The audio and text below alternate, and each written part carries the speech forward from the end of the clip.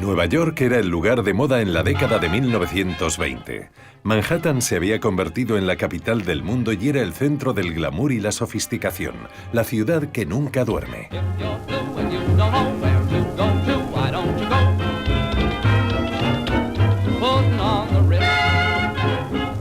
En Nueva York, jóvenes radiantes bailaban al ritmo del jazz. Se creaban millonarios de la noche a la mañana.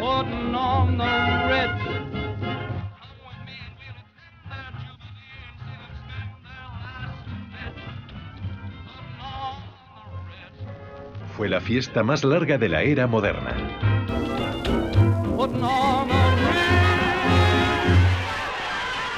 Hasta que la burbuja estalló sin previo aviso. La juerga había terminado. Un terremoto financiero sacudió Wall Street. La historia lo llamaría el crack del 29 o el gran crack, y sería un trauma para la nación. Miles de negocios quebraron. Millones de personas se quedaron sin trabajo. Hombres orgullosos tuvieron que pasar por la humillación del paro y los comedores de beneficencia. Las familias desahuciadas fueron a parar a barrios de chabolas a un paso de los imponentes símbolos de riqueza. ¿Cómo es posible que el país subiera tan deprisa y cayera de forma tan repentina? Que el motor del mundo occidental se paralizara en 1929.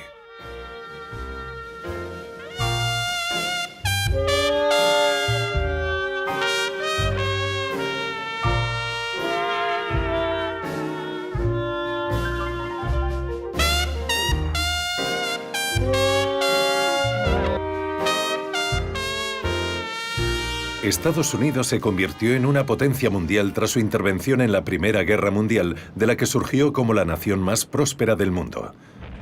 Al principio no había querido entrar en la contienda europea. Como país neutral vinculado históricamente tanto a Gran Bretaña como a Francia, Estados Unidos estaba logrando grandes beneficios con la venta de armas, municiones y hasta productos de habituallamiento a ambos países. Y no solo se enriquecían los comerciantes de armas, los trabajadores también recibían importantes bonificaciones. Además, el gobierno necesitaba una victoria aliada para proteger los 3.000 millones de dólares en créditos con los que se estaba financiando la guerra. Para el presidente Woodrow Wilson, demócrata contrario a la guerra, la neutralidad era un dilema. Su preocupación principal era hacerlo más decente. Sentía una afinidad natural por los aliados, pero no entraría en su guerra si no estaba moralmente convencido.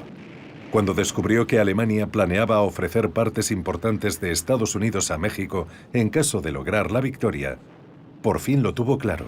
Estados Unidos libraría lo que denominó la guerra para acabar con todas las guerras.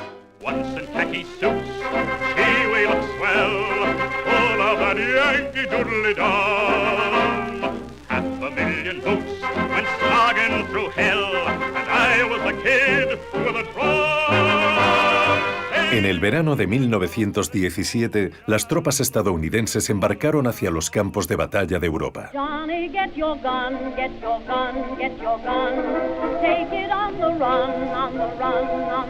Los campos de Francia, donde los combates eran más intensos, se habían convertido en un atolladero con terribles pérdidas en ambos bandos. Millones habían muerto.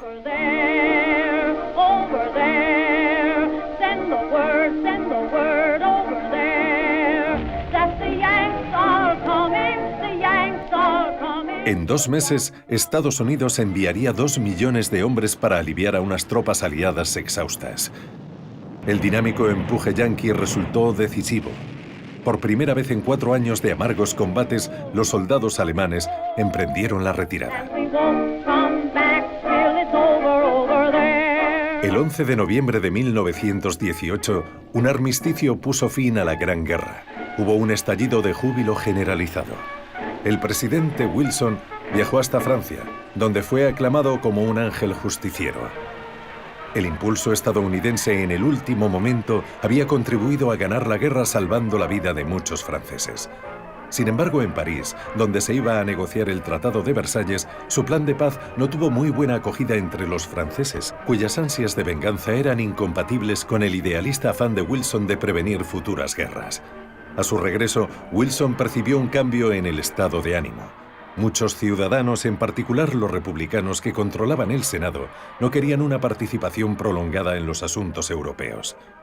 Estados Unidos no ratificó el Tratado de Versalles y la derrota de los demócratas en las elecciones presidenciales de 1920 supuso el fin de Wilson y de su cruzada por la paz mundial. La nueva década cargada de promesas comenzó con un noble experimento: la ley seca o prohibición. Se declaró ilegal en todo el país la elaboración, el transporte y la venta de alcohol, aunque no su adquisición o su consumo.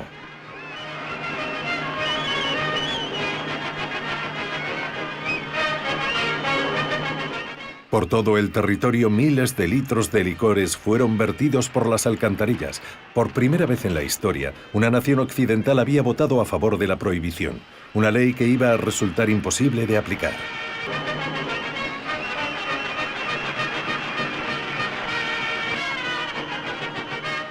Warren Harding, el nuevo presidente republicano, trató la ley seca de manera muy parecida a como lo hacían sus conciudadanos, apoyándola en público, pero disfrutando de generosos whiskies en privado. Harding obtuvo una victoria aplastante. Su política reflejaba el estado de ánimo de los estadounidenses de la época, sobre todo su pretensión de bajar los impuestos a las rentas privadas y a las empresas. Era un presidente muy popular, pero su criterio era tan fiable como su swing practicando golf. Y los rumores de corrupción en su gabinete empañaron los últimos meses de su presidencia. Murió en agosto de 1923 de un ataque al corazón cuando todavía estaba en funciones. Su sucesor, Calvin Coolidge, nunca sería sospechoso de corrupción. Era un devoto republicano cuyo lema era: "El gran negocio de América son los negocios". Estaba en contra de cualquier mecanismo de regulación y a favor del libre mercado y la libre empresa.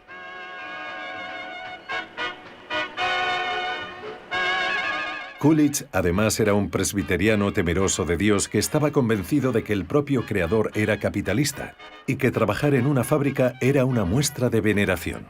Un perplejo periodista lo apodó el puritano de Babilonia. Sin embargo, desde el primer momento en que pisó la Casa Blanca, demostró que era un puritano muy laxo. Arquetipo del republicano de la época, ejerció la presidencia durante el periodo de prosperidad más espectacular en la historia de una nación. He aquí algunas de las razones por las que pretendo reducir el gasto público. Quiero que el pueblo de América trabaje menos para el gobierno y más para sí mismo. Quiero que tengan la recompensa de su propio esfuerzo. Ese es el significado principal de la libertad. En una época de individualismo feroz, Coolidge, además de puritano, aspiraba a ser un héroe. Su esposa utilizó una de las sensaciones del momento, la cámara de imágenes en movimiento, para retratarlo como un inverosímil vaquero del salvaje oeste. Hacia mediados de la década de 1920, incluso el salvaje oeste había sido sacrificado en aras del auge de la energía industrial y del talento en ingeniería que estaba transformando Estados Unidos. Inmensos espacios abiertos, ricos en recursos naturales, fueron expoliados. Las ciudades eran bulliciosas colmenas comerciales. Barcos cargados de inmigrantes proporcionaban mano de obra barata en el que ya era el país más rico del mundo. Sus créditos de guerra a los aliados habían aumentado con los intereses hasta 12.000 millones de dólares. Casi todas las naciones del mundo occidental tenían dinero de Estados Unidos. Estados Unidos era ahora una potencia industrial, y el gigante de los fabricantes era un ingeniero llamado Henry Ford, que llevaba fabricando motores desde la década de 1890. Él creía que un día habría un automóvil familiar en cada casa. Y el sueño se hizo realidad cuando inventó una versión moderna de la línea de producción en serie, una interminable cinta transportadora en la que ejércitos de obreros montaban vehículos a motor idénticos pieza a pieza. Cuanto más crecía el número de automóviles, más bajaba su precio.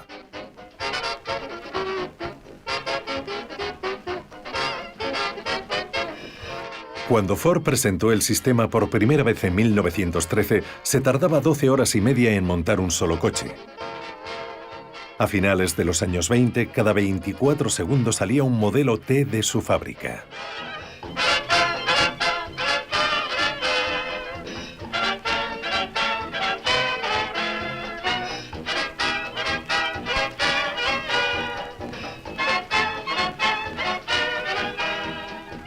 La cadena de montaje de Ford puso a todo el país sobre ruedas. El modelo T, apodado cariñosamente Tin Lizzy, cambió la vida de la gente y también el país. Era resistente, elegante y fácil de conducir. Costaba solamente $295, era casi $550 más barato que el modelo original, y gracias a otro invento nacional, la compra a plazos, la mayoría de las familias podían permitírselo. En 1924 se habían vendido ya 10 millones.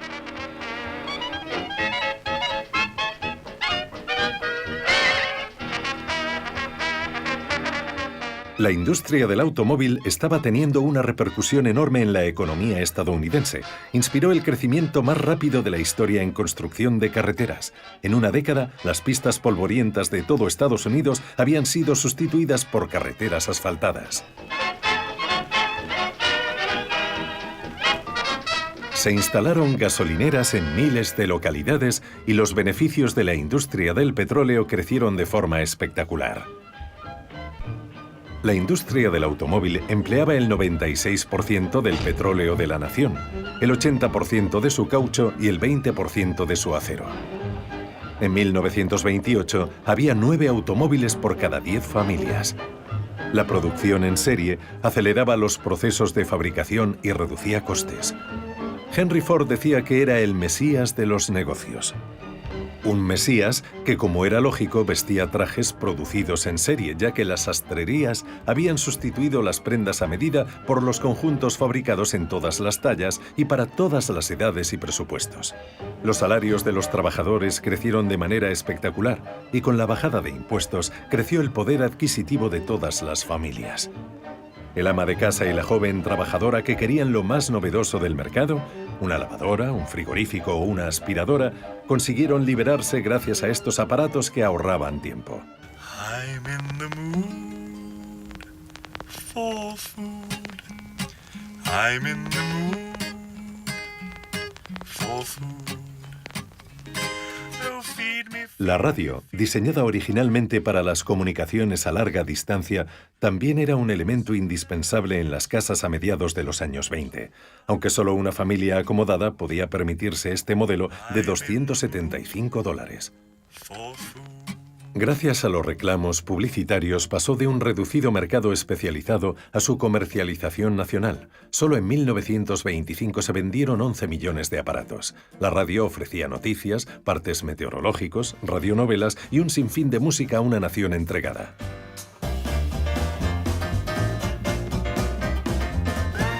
Igual que la radio, el gramófono representó una nueva forma de libertad. Música portátil e instantánea para una nueva generación de mujeres jóvenes liberadas y preocupadas por la moda. Era la generación de las flappers, como se hacían llamar por su forma de bailar. Ellas marcaron el tono y el estilo de toda la década.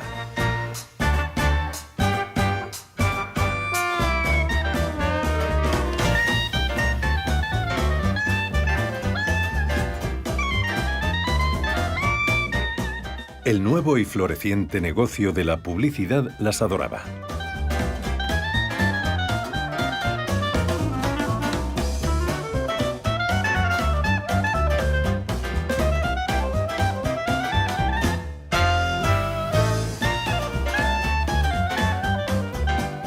A una flapper le gustaba mucho la nueva música, el jazz, que los más conservadores llamaban decadente. Vestía faldas escandalosamente cortas y sombreros descarados. Se sabía todos los bailes de moda, como el charleston. Y pensaba que podía comportarse como le viniera en gana, lo que incluía cortarse la larga melena para llevar un corte masculino. Las fiestas salvajes que duraban toda la noche eran su hábitat natural.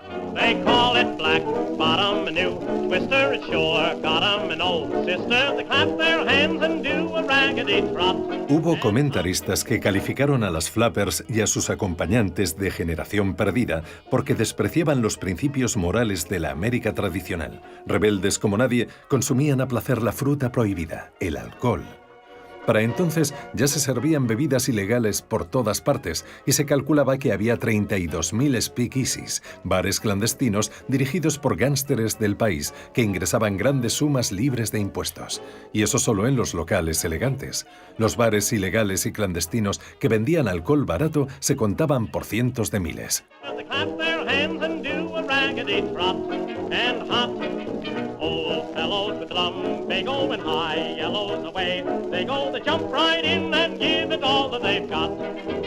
El hombre que más beneficio obtuvo de la sed de la nación, aquí aparece viendo correr a su caballo, fue Al Capone, un gran gángster de Chicago.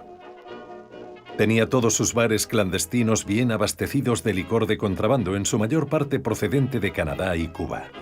De vez en cuando la Guardia Costera abordaba un barco que transportaba esta mercancía ilegal, pero filmaciones como esta eran poco más que propaganda federal.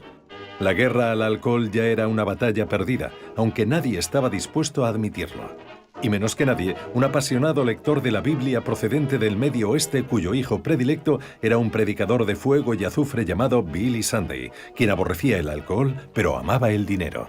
De acuerdo con nuestro patrón oro y plata, Abraham valía $1.500.000, David valía 3.000 millones, Salomón valía 5.000 millones. Salomón podía haber contratado a Andrew Carnegie de mayordomo, a JP Morgan para segar su césped, a Andrew Mellon de chofer y a John Rockefeller para darle betún a sus botas. América necesita una auténtica marea de la antigua religión. Y hoy quiero comprometerme y que os comprometáis conmigo a no descansar jamás hasta que este viejo mundo que odia a Dios, que odia a Jesucristo, que se empapa en whisky, quebranta el sabbat, blasfema, comete infidelidad y practica el contrabando, esté ligado a la cruz de Jesucristo con las doradas cadenas del amor. Esas doradas cadenas del amor, por supuesto, no se encontraban en los estados del sur. Allí todas las clases de ambos grupos raciales no disfrutaban de la radiante prosperidad del norte. El precio de las cosechas había caído. Hombres que temían haberlo perdido todo buscaron a quien echarle la culpa y, encapuchados, posaron sus ojos en los judíos, los extranjeros y sobre todo los afroamericanos.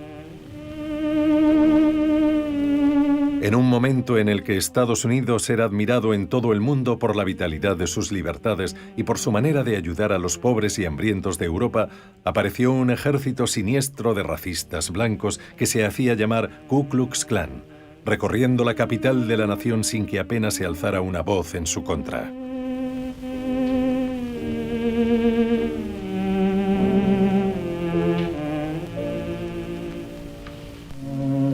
Cuando se celebró esta marcha, el grupo contaba con 5 millones de miembros. Los negros huyeron en masa hacia el norte para evitar las bandas de linchadores. Muchos se establecieron en un barrio periférico de Nueva York llamado Harlem.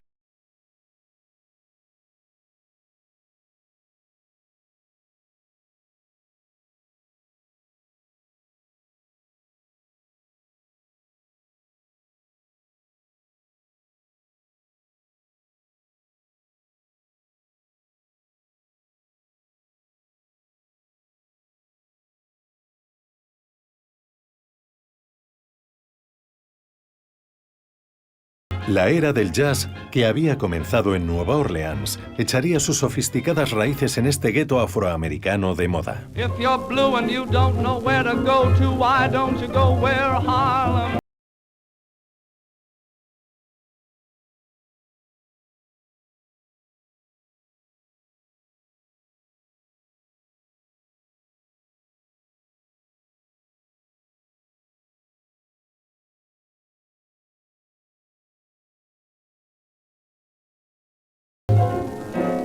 La mejor música del momento llegaba hasta los hogares estadounidenses a través de un nuevo medio, la radio, y sus ritmos resonaban alegremente por todo el mundo.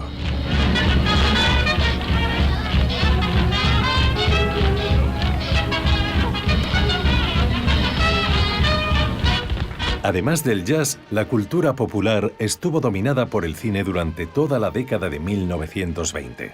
Surgido como una novedad menor del mundo del espectáculo, el cine pasó a ser una forma de entretenimiento que generaba miles de millones de dólares. Los estudios estaban pasmados ante el tirón de las estrellas de la pantalla como Mary Pickford y su esposo en los años 20, Douglas Fairbanks. Mary Pickford había sido proclamada novia de la nación ya en 1915. Cuando los productores de Hollywood reconocieron su valor, empezaron a pagarle $10,000 a la semana, salario que volverían a aumentarle en los años 20. Pero el rey del cine mudo era el cómico Charlie Chaplin, nacido en Gran Bretaña. Restó poder a los magnates del cine dirigiendo y produciendo sus propias películas. Con La Quimera del Oro ganó $2 millones.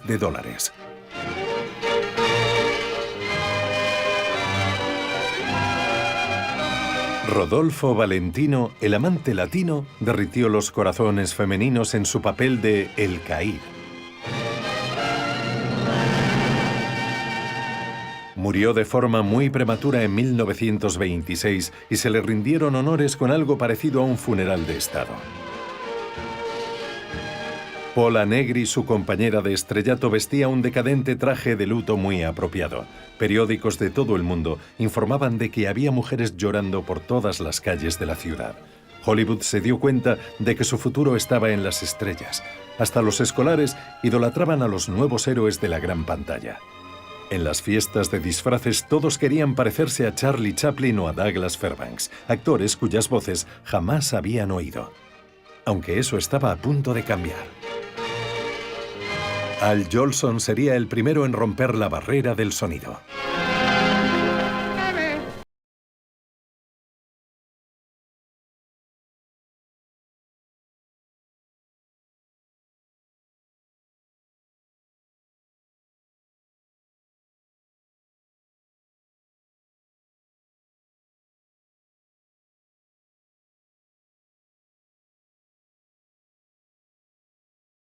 El cine sonoro llegó de la mano de la mayor estrella de vodevil del momento con una película llamada El cantor de jazz.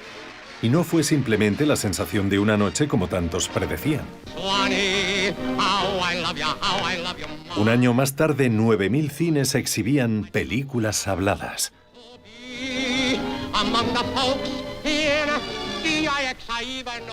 Sin embargo, el héroe de carne y hueso más afamado era Charles Lindbergh, quien había soñado desde siempre con cruzar volando uno de los mayores océanos del mundo, y no tardaría en ganarse el corazón de todos los estadounidenses. La primavera de 1927 había despegado de Nueva York en un inestable monoplano llamado Espíritu de San Luis, con la intención de ser el primer aviador en cruzar el Atlántico sin escalas y ganar un premio de $25,000. Se perdió de vista durante 33 horas mientras millones de estadounidenses seguían su periplo por la radio y los periódicos. A su llegada a la costa de Irlanda, fue avistado por unos granjeros y un mensaje emitido por radio informó al mundo de que el aviador aún estaba en el aire. Finalmente, Lindbergh aterrizó en París en una pista tan bien iluminada que le deslumbraron las luces al tomar tierra. Su repentina fama simbolizaba el espíritu de la época, y gracias a su ejemplo, el mundo de la aviación abriría la puerta a modernos y apasionantes adelantos.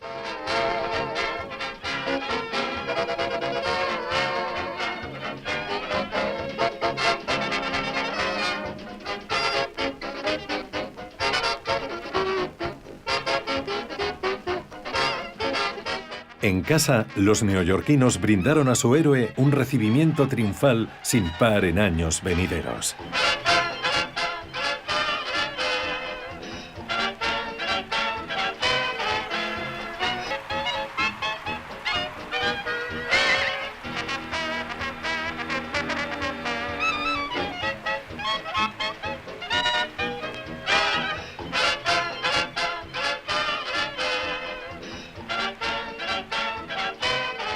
Ruth Elder, mujer piloto con el aspecto de una estrella de cine, soñaba con emular a Lindbergh.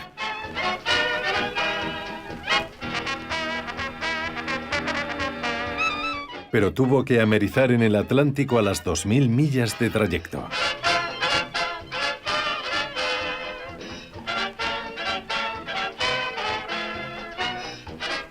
Las mujeres piloto, aviatrices como las llamaban, habían conseguido abrirse paso en un mundo masculino y desafiaban a los hombres en los máximos niveles. En la cima de las celebridades junto con Lindbergh estaba Babe Ruth, el jugador de béisbol más dinámico de la época. Era como un pavo hinchado de piernas delgadas que cada año se superaba a sí mismo. Con sus 60 home runs para los Yankees de Nueva York la temporada de 1927, estableció un récord que perduraría más de 30 años. Cobraba $52.000 al año, el triple que su rival más cercano. Pero el deportista más importante de la década de 1920, por su gran poder de seducción, fue el boxeador Jack Dempsey. Protagonizó 2 dramáticos duelos con el guapo Gene Tunney. Los llamaban La Bella y la Bestia. Sus 2 combates con récords mundiales de audiencia generaron recaudaciones en taquilla de millones de dólares. Dempsey perdió ambos combates, pero como tantos estadounidenses en los años 20, hizo una fortuna. Sin embargo, en una década hambrienta de nuevos héroes, como deportista estaba acabado y se retiró en 1929. Tal vez el gigante del deporte más popular de los años 20 y alguien diferente a todos los demás fue Bobby Jones, el genio del golf que nunca jugó por dinero. No dejó de ser amateur en toda su brillante carrera y no le interesaba nada la fama. Ni siquiera parecía interesado en ganar. Simplemente lo hacía un año tras otro en Estados Unidos y en Gran Bretaña con un swing tan sublime que se le podía poner música.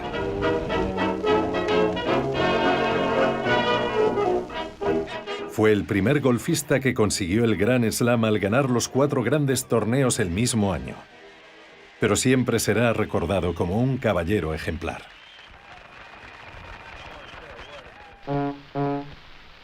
Henry Ford era el gran empresario del momento, pero también era demasiado despiadado en el triunfo para ser un caballero.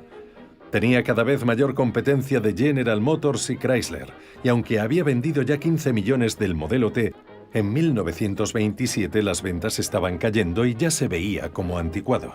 Solo se fabricaban los de color negro. Pero pronto un nuevo automóvil iba a revolucionar las calles.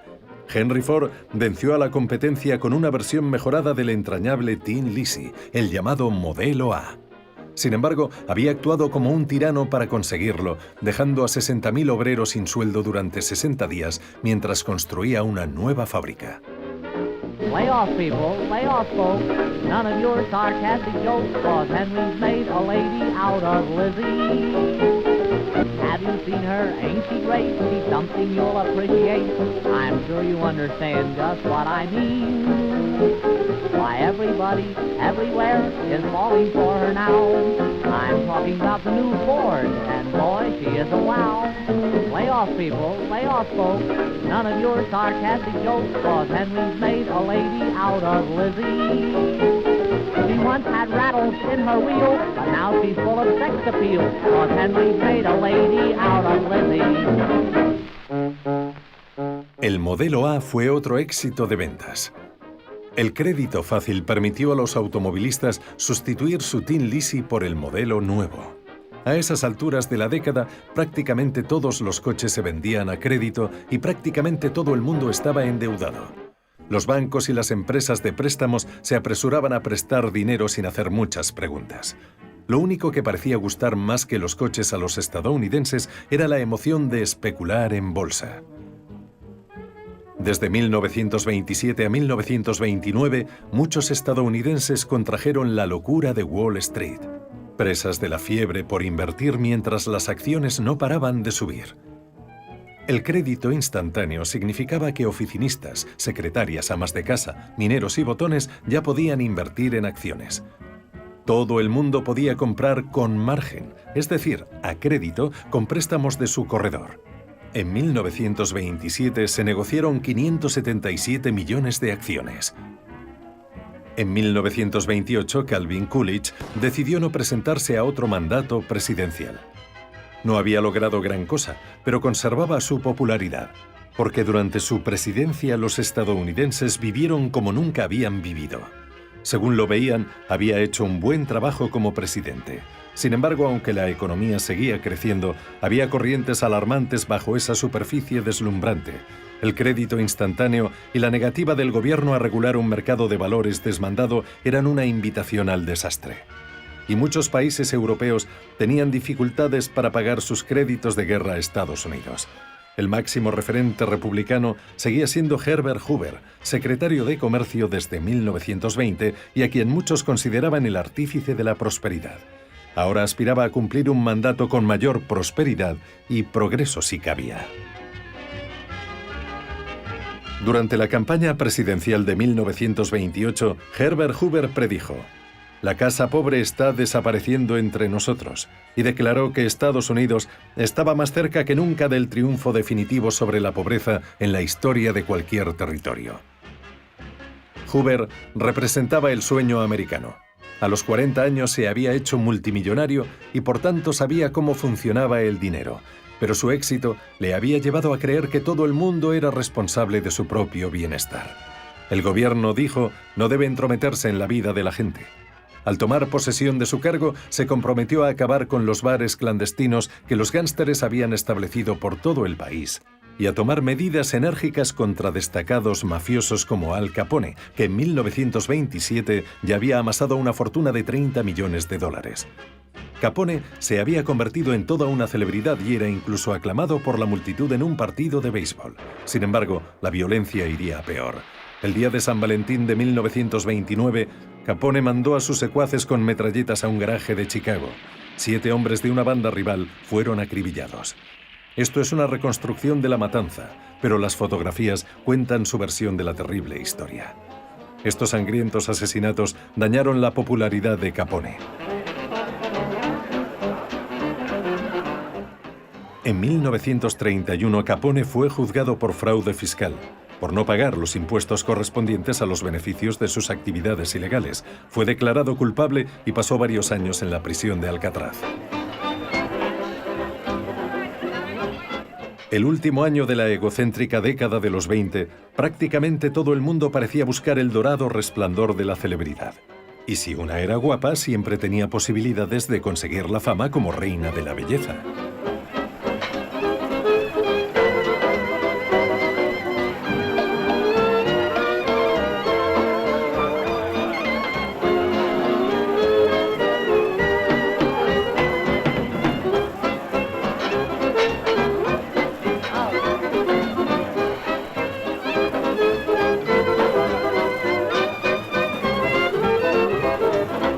Era una época en la que los logros triviales se equiparaban a los grandiosos, como los altísimos rascacielos de Manhattan. A más de 300 metros de altura sobre las calles de Nueva York, intrépidos operarios trabajaban en las últimas plantas de uno de los prodigios del diseño de la época, el rascacielos Chrysler, que estaba a punto de convertirse en el edificio más alto del mundo. Lo estaban construyendo profesionales de actividades de riesgo y se iba a convertir en el símbolo perfecto de los felices años 20. Pero abajo, a ras de suelo, en los parqués del mercado de corros de Wall Street, los especuladores seguían comprando acciones y participaciones con un fervor que ya era característico de la década. Era como si abrigaran la certidumbre ciega de que nada podía torcerse. Sin embargo, el jueves 24 de octubre de 1929, sin previo aviso, la burbuja estalló. Hubo una estampida por vender.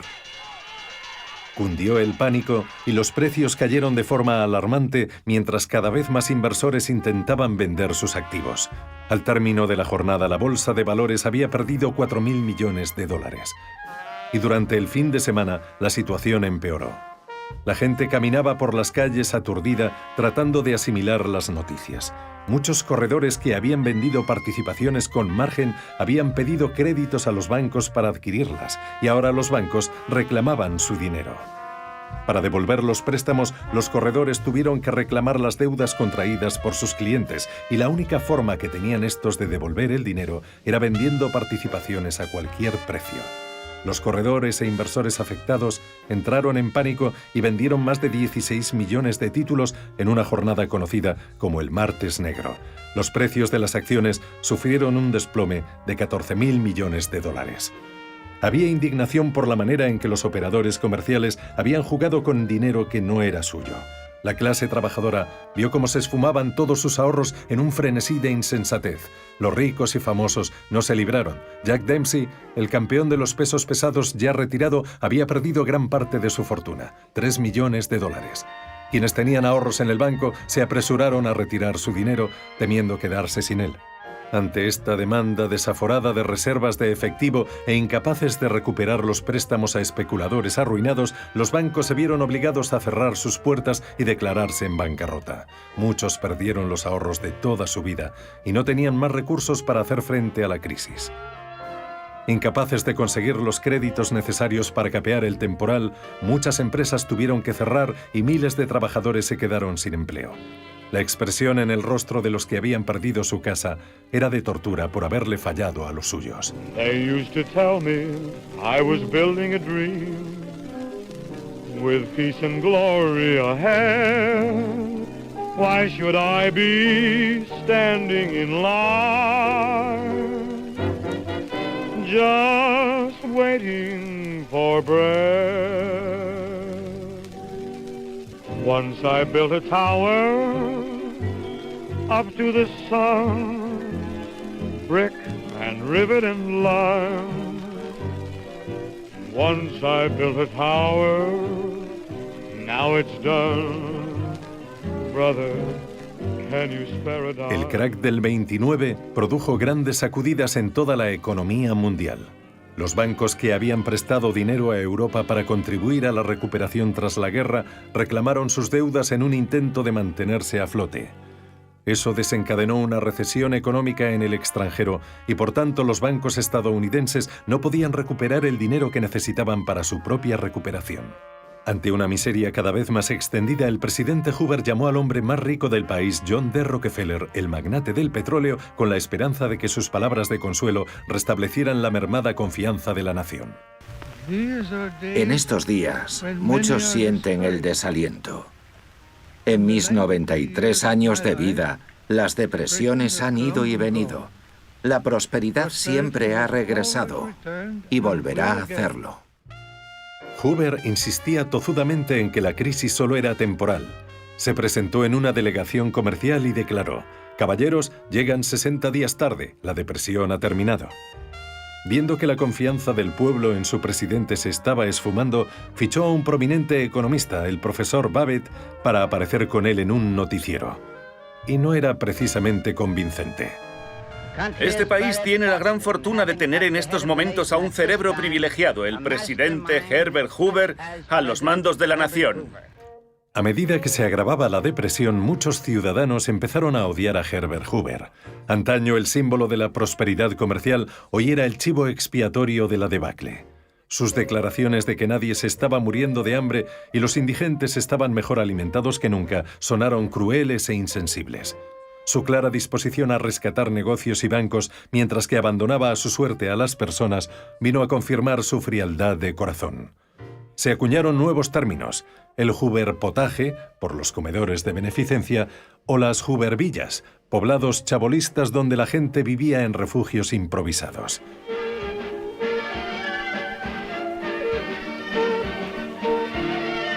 Parejas de jóvenes desesperados se apuntaban a extenuantes maratones de baile en los que la pareja ganadora se llevaba a casa un premio en efectivo. Aunque la mayoría de estos bailarines sonámbulos estaban ahí por una sola razón: el premio a su agotador esfuerzo era comida gratis. El país más rico del planeta era incapaz de alimentar a todos sus ciudadanos.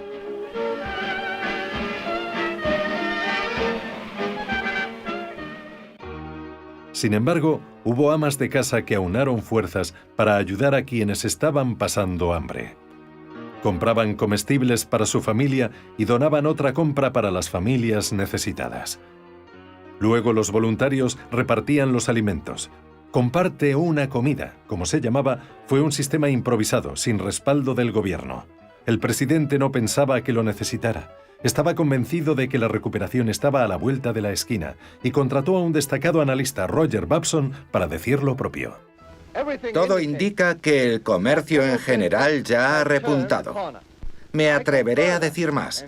1931 debería ofrecer mejores oportunidades que ningún otro año a una generación. La predicción era terriblemente desacertada. El tiempo atmosférico fue un mal presagio de los tiempos más oscuros que se avecinaban.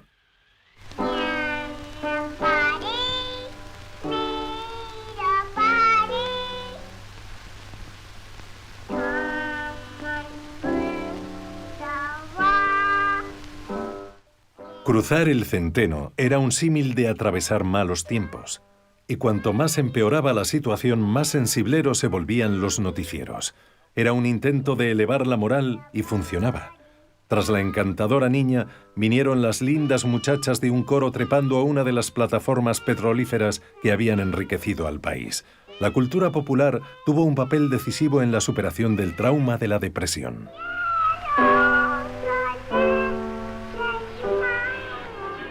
La forma de entretenimiento más popular de la década era el cine. La mayoría de los estadounidenses veían al menos una película a la semana y el número semanal de espectadores solía alcanzar los 100 millones.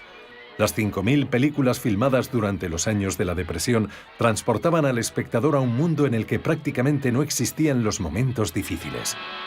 Los noticieros recordaban a los estadounidenses que por sombrío que pareciera el porvenir, ellos seguían siendo los mayores triunfadores del mundo. A pesar de la Gran Depresión, el ingenio estadounidense continuaba su progresión. El Empire State Building pasó a ser el edificio más alto del mundo y prosiguió la construcción de grandes transatlánticos. A 120 kilómetros de la Estatua de la Libertad. Como debido a la ley seca no se podía botar el barco con champán, prepararon un cóctel con aguas de los 7 mares del mundo.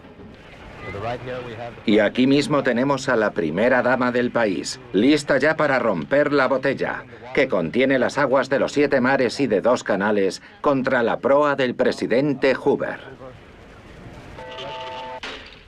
La botella sigue ahí en el aire, colgando del cordón de seda rojo, blanco y azul, los colores de la bandera estadounidense. Fue una triste ironía que el barco se llamara Presidente Hoover, porque mientras lo estaban botando, la presidencia de Hoover se hundía sin remedio, junto con la reputación de distinguidos economistas, cuyo lenguaje enrevesado era parodiado por el humorista Robert Benchley. La depresión ha terminado. Mejores condiciones comerciales están ya a la vuelta de la esquina. Y cuando digo a la vuelta de la esquina, hablo en serio. Justo a la vuelta de la esquina. Si observan este diagrama, que tengo aquí, verán mejor lo que quiero decir.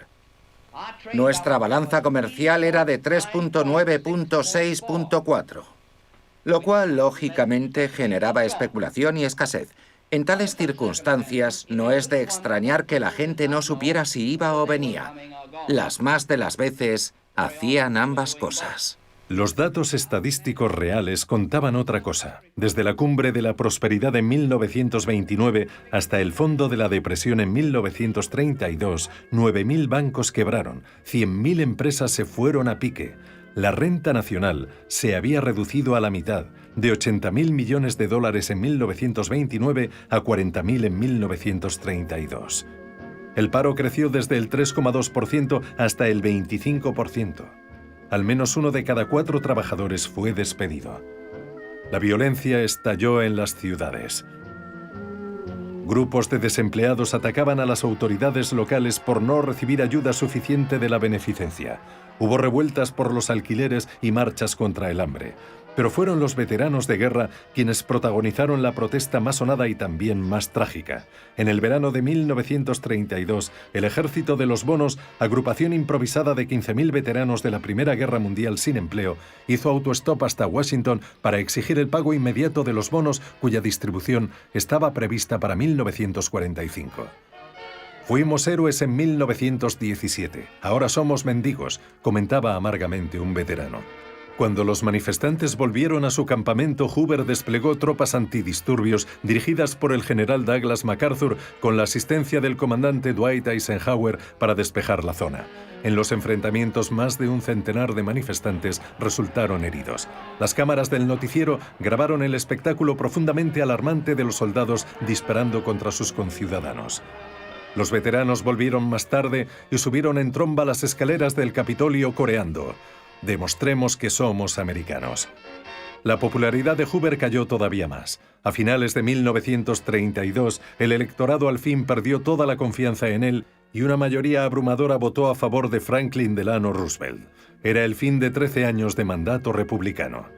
El 4 de marzo de 1933, Roosevelt juró su cargo de presidente de los Estados Unidos de América. Toda la verdad con franqueza y valentía.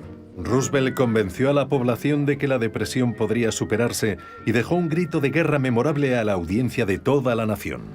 Permítanme manifestar mi firme convicción de que lo único que hemos de temer es al temor mismo. Debe haber una supervisión estricta de todas las operaciones bancarias, créditos e inversiones. La especulación con el dinero de los demás tiene que acabar ya. Su primera medida fue tomar las riendas de un sistema bancario que estaba fuera de control. Cerró todos los bancos del país durante 4 días mientras sus cuentas eran examinadas. Solo se permitió la reapertura de los que tenían las cuentas en orden y abundante dinero en efectivo.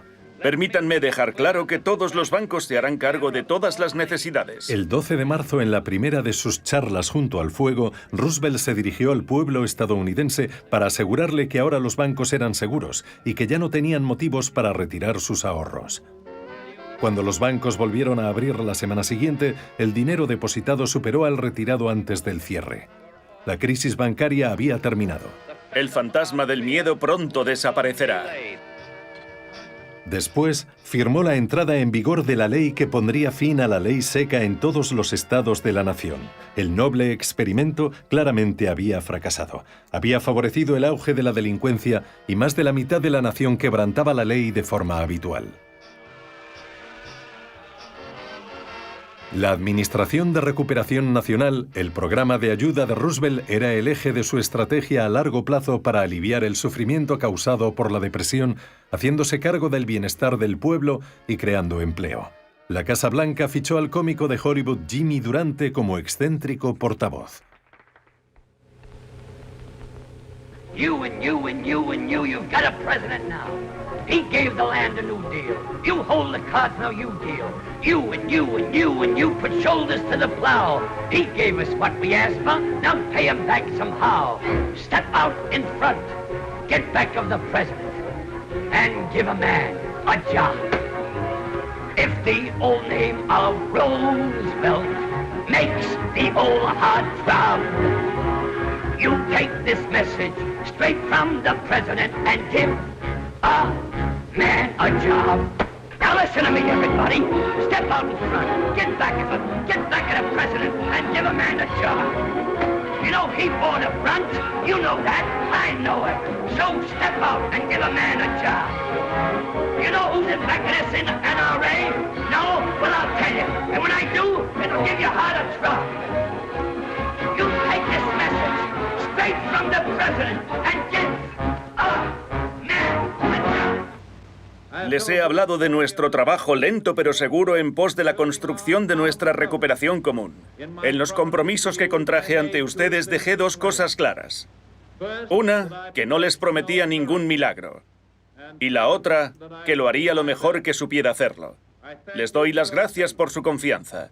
Todos nuestros problemas no van a resolverse mañana, pero estamos en ello. Y vamos en la buena dirección.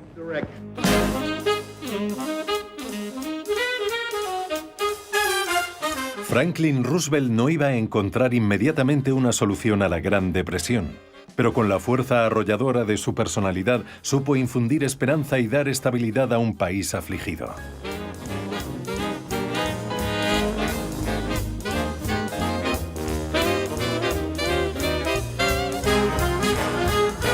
Quienes sobrevivieron a las tormentas que sucedieron al gran crack de 1929 recordarían el resto de su vida los años que lo habían precedido. Aquella década radiante como un arco iris, de fiesta cada noche, irresponsable pero maravillosa. Los locos años 20.